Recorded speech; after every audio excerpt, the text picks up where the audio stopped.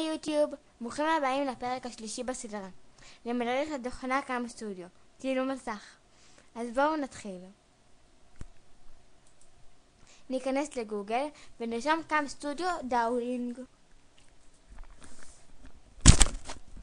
נלחץ על חיפוש בגוגל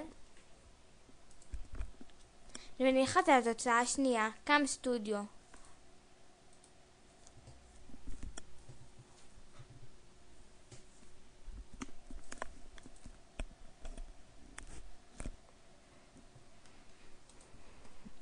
ואז נלחץ על פרי דאונלינג פעמיים. פעם ראשונה, והנה עוד פעם. ומיד יופיעו לנו השאלה אם לשמור או לא. אתם תלחצו על שמור, לנו כבר יש את התוכנה, אז אנחנו נלחץ על להתעלם.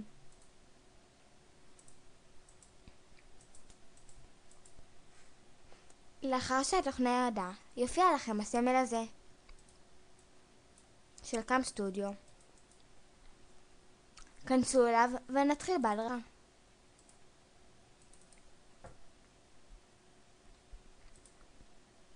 קודם כל, בשביל להפעיל סרטון נלחץ על העיגול האדום. כדי לעצור נלחץ על שתי הקווים השחורים, ובשביל להפסיק ולשמור על הריבוע הכחול. כדי לצלם את כל המסך נלחץ על פול סקרין, ולצלם רק חצי מהמסך נלחץ על פיקסד רגיון. אם יש לכם רמקול בבית ותרצו שישמעו אתכם, לחצו אחרינו אופטיון רקורד אדיו פרום מיקרופון. אם אתם רוצים לשמוע שיר, שהמחשב ישמור לכם את השיר ביוטיוב לדוגמה, נלחץ על רקורד אדיו פרום ספיקרס.